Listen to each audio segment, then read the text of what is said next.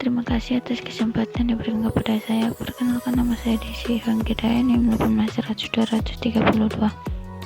Pada video kali ini saya akan membahas tentang pembuatan ayat jurnal untuk dividen saham anak perusahaan. Sebelum kita masuk pada pembahasannya, pertama-tama mari kita cermati terlebih dahulu ilustrasi soal berikut. Baik, sekarang saya akan menjelaskan bagaimana cara pembuatan jurnal dari soal tersebut. Pada jurnal yang pertama, yaitu perusahaan mencatat dividen saham diumumkan sebesar 50 juta di sisi debit, pada saham biasa sebesar 50 juta di sisi kredit. 50 juta ini diperoleh dari saham biasa senilai 200 juta dikalikan dengan 25% dividen saham 2011 yang diumumkan oleh PT Anak. Jurnal yang berikut yaitu pada saat penyusunan laporan keuangan pada akhir tahun 2011, ayat jurnal eliminasi yang biasa dimasukkan dalam kertas kerja, dan jika anak perusahaan telah mengumumkan dividen saham, maka ayat jurnal untuk mengeliminasi akan investasi dan saldo ekuitas pemegang saham anak perusahaan pada awal periode adalah sebagai berikut, yaitu saham PT Anak sebesar 200 juta dan saldo laba 1 Januari sebesar 100 juta pada sisi debit.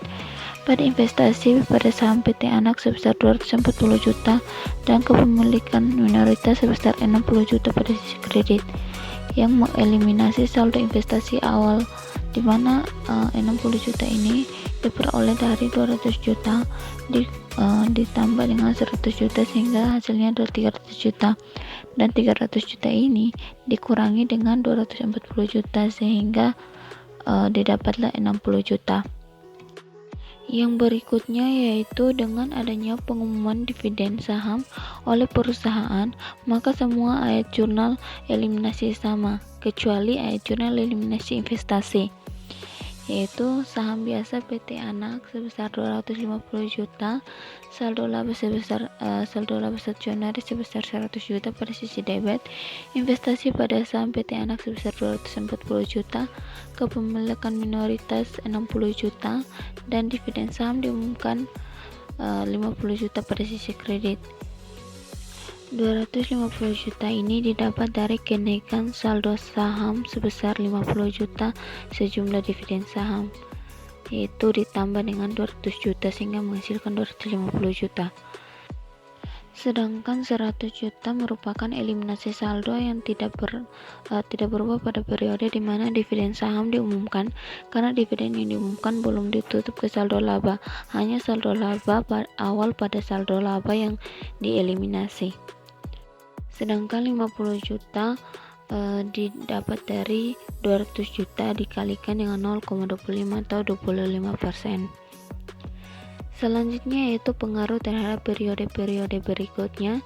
Ayat jurnal eliminasi pada tanggal 31 Desember 2012 sebagai berikut.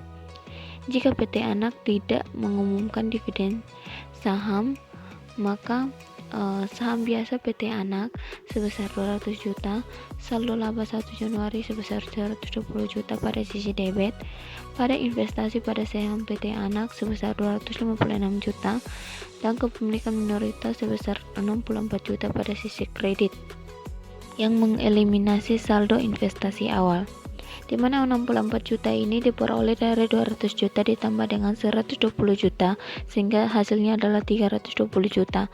Maka 320 juta dikurangi dengan 256 juta sehingga diperoleh 64 juta. Ayat jurnal yang terakhir yaitu ayat jurnal yang akan menggantikan ayat jurnal eliminasi dalam kertas kerja konsolidasi yang disusun per 31 Desember.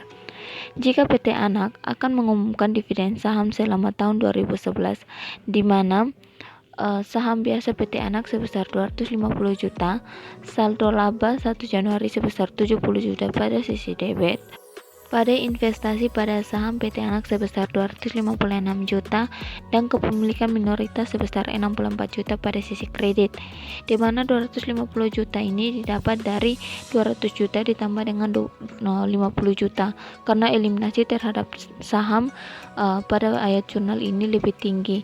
Yang berikutnya 70 juta didapat dari 120 juta dikurangi 50 juta karena saldo laba lebih rendah dari ayat jurnal eliminasi pada 31 Desember 2012. Demikian penjelasan dari saya, sekian dan terima kasih.